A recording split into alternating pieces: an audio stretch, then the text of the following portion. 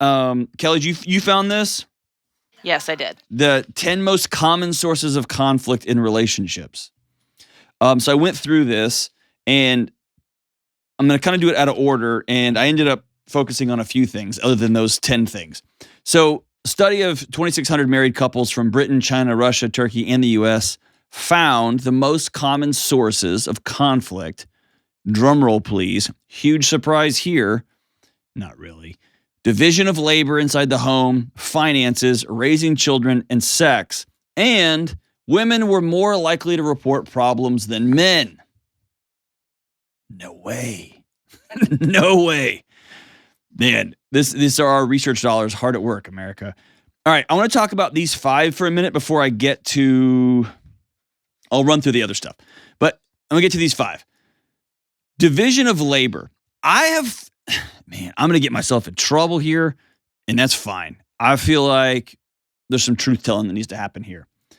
This is often regulated along 2 distinct lines. And one is discussed a lot, and the other one isn't. And I've never heard it discussed anywhere other than in quiet whispers with a group of guys playing poker or just going for walks in the woods because they don't know why their wives don't like them so much. Here's number 1. We talk about this, and we've got to talk about it more.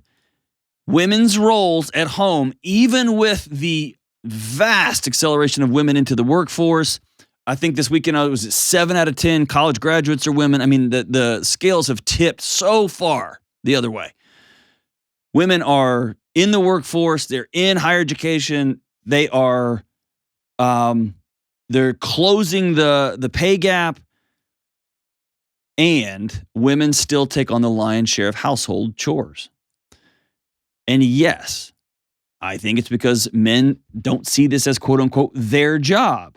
And I know this is going to get me in trouble, but sometimes women do see it as quote unquote their job. And there's this disconnect, and men go home and they prop their feet up and they then wonder where their dinner magically is. And they wonder how these diapers are magically getting changed. That exists. The research does, if I'm being honest, it says that gap is closing, but it is still not close to being closed. And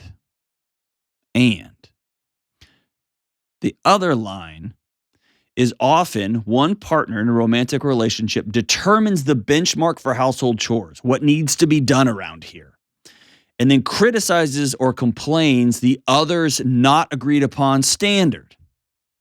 And we don't talk about that enough. That's usually talked in hushed whispers. For instance, I'll just use my house for example, because my wife doesn't listen to this show, so it's okay. I could do just fine with the dishes being done 2 or 3 times a week, maybe once a week, maybe once every other week. And for my wife, they need to be done every day, 7 days a week. And so there's been conflict over time in our marriage because she says you don't help out around here.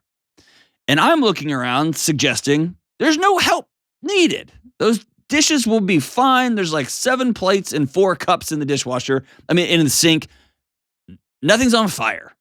There's more in the cabinet. And for her, that is one of the things that needs to be done before the day is over. And so I would challenge the notion I'm not helping around the house. I would challenge that with this idea that we have not sat down and said, hey, here's what makes you feel whole in this house. Here's what makes me feel whole in this house. Let's get there. And then from there, if I don't do what we agreed upon, now we got a problem. Kelly, you're married. Am I off here? Oh, no way. I mean, that you just 100% described my marriage of Oh, no, it's going to give me trouble. my husband saying, but the bathroom's clean. It means me saying, but it wasn't wiped down this weekend. And him being like, but it's clean. And so you go to your girlfriend's, you're hanging out, and she's like, Robert never cleans the bathroom. I got to go clean it. And he is staring off into the stars in the front yard in his underwear, just like, what am I doing wrong? I don't understand. Yeah, the neighbors don't like us very much, so maybe that explains why.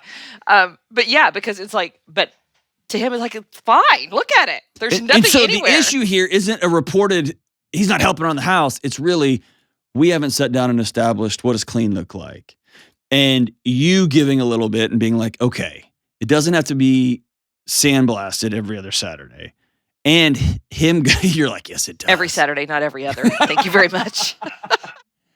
And him realizing that just because there's no dirty underwear on the floor, that doesn't mean clean. And I remember my mom telling me there's a difference between picked up and clean. I get that. That's the division of labor. It's the division of labor conversation. Okay? Or do what we did and just hire someone. Oh, gosh. Don't even get me going there. Hey, and on the other hand, I do want to call this out. Guys, get off your butts and help around the house. Just help. Anytime, here's the example. Anytime you're about to sit down and you look over and you see your wife not sitting down, you don't sit down yet. Don't sit down. I work hard all day. Shut up. Don't sit down. She needs to be, shut up. Don't sit down. Before you sit down, ask her, hey, is there anything I'm not seeing, anything I can do to help? How can I love you better right now? Right this second. And she might say, sit down and put your feet up, man. You've been running like crazy. And she might say, it would mean the world to me if you could just go grab the hamper out of such and such kid's room. What a gift. What a gift. So I want every wife, every husband, every couple listening to this talk about division of labor. I want you all to sit down and say, okay, where do you feel like I don't show up for you? And this is, man, this I'm not genderizing this. It could be any of you. Where am I not showing up for you when it comes to the division of labor in the household? And for those things that come up, like I do help around the kitchen. Oh, once a week. Well, that's all it needs to be cleaned. Okay, now we have not a division of labor issue, but a what does labor look like? An excellence issue. I feel safe. I feel clean. I feel gross. I feel not enough. Whatever that looks like. And it may be that the kitchen needs to be this clean in case somebody comes over and they're going to judge you, husband or wife, by the cleanliness of your kitchen standards.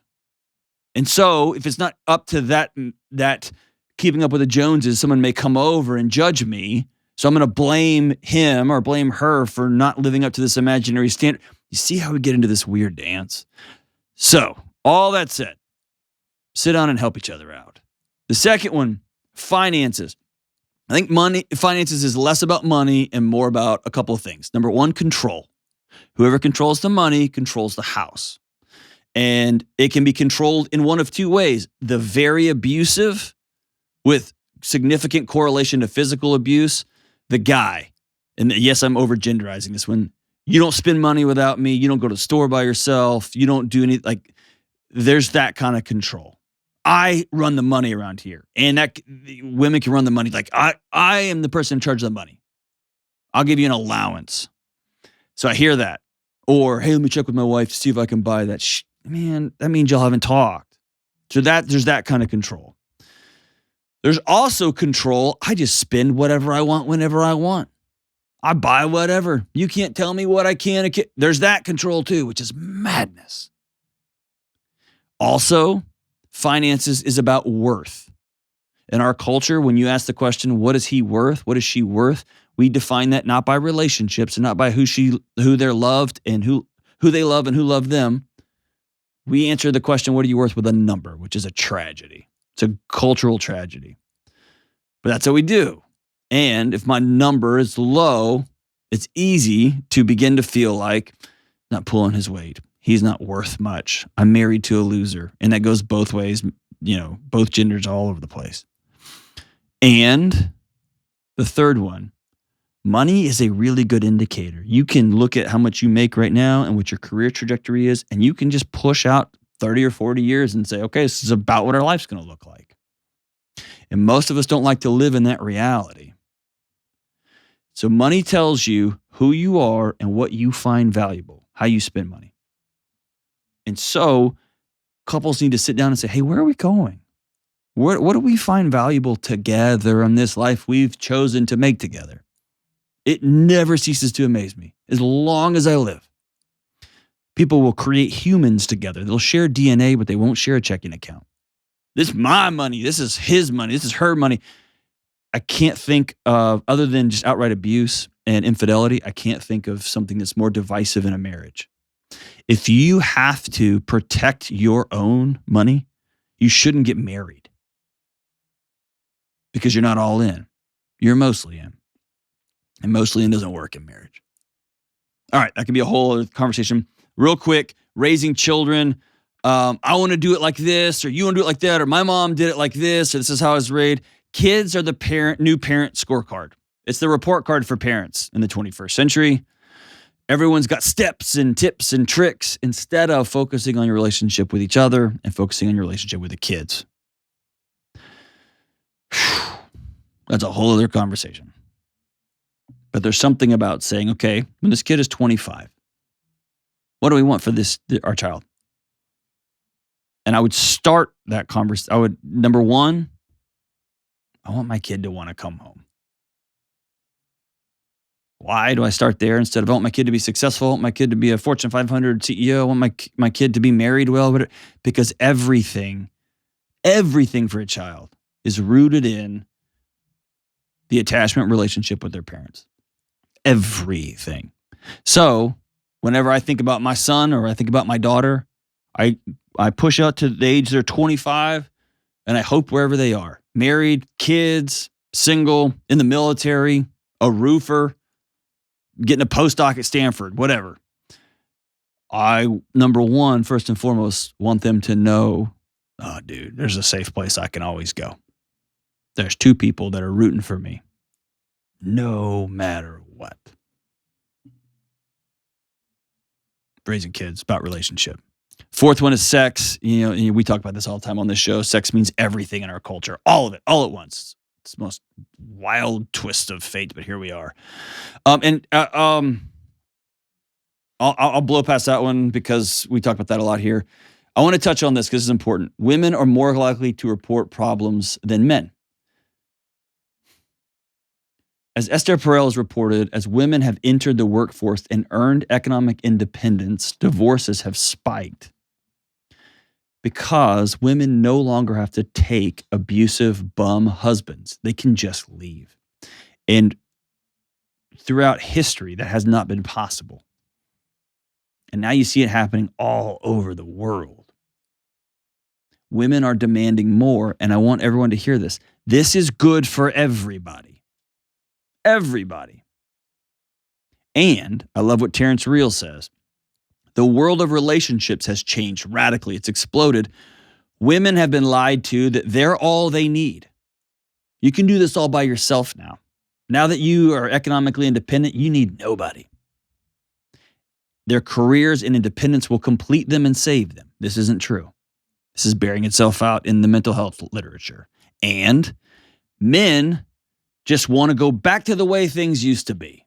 If we can just get these roles back the way they used to be, then everything will be fine. This is foolish and stupid. It's also not going to happen.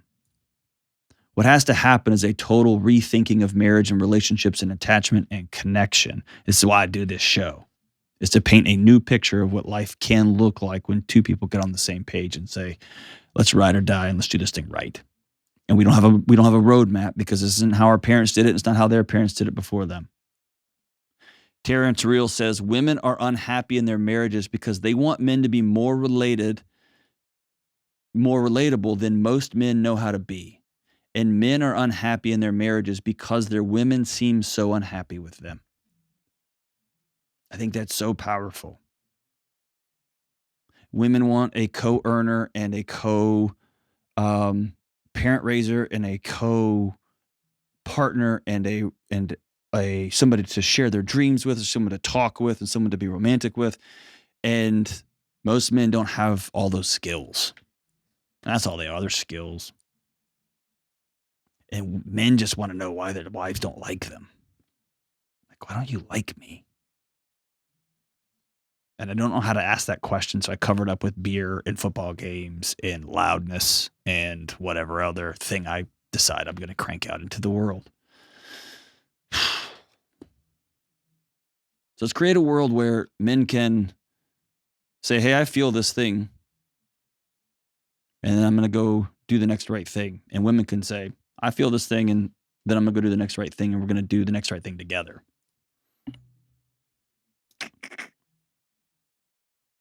And a quick buzz through these things. The 10 sources of conflict: partners condescending, possessive, jealous, or dependent, neglecting, rejecting, unreliable, abusive, unfaithful, inconsiderate, physically self-absorbed. What a great sign of immaturity there. Moody, emotionally unstable. You spray your feelings all over the place. Sexually withholding or rejecting. Quick to sexualize others. You're always talking about how hot everybody else is.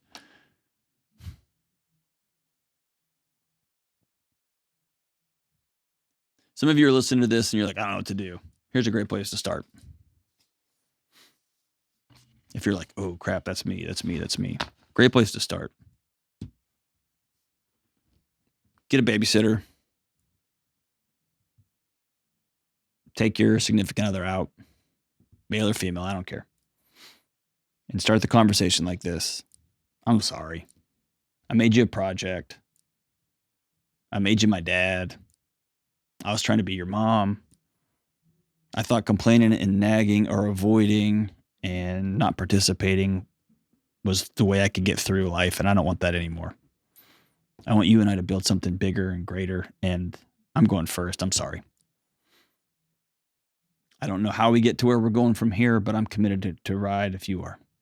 Let's do something different. Let's create a life worth living. Let's create a life where we laugh a lot and it's not very anxious, and it is a life of joy, because it's going to be hard. So let's agree to do the hard stuff together and to create a life that's not anxious and that's fun while we can. Start there. Few conversations are made worse by starting with the words, I'm sorry.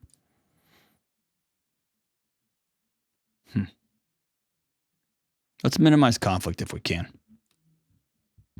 We all need a little less conflict.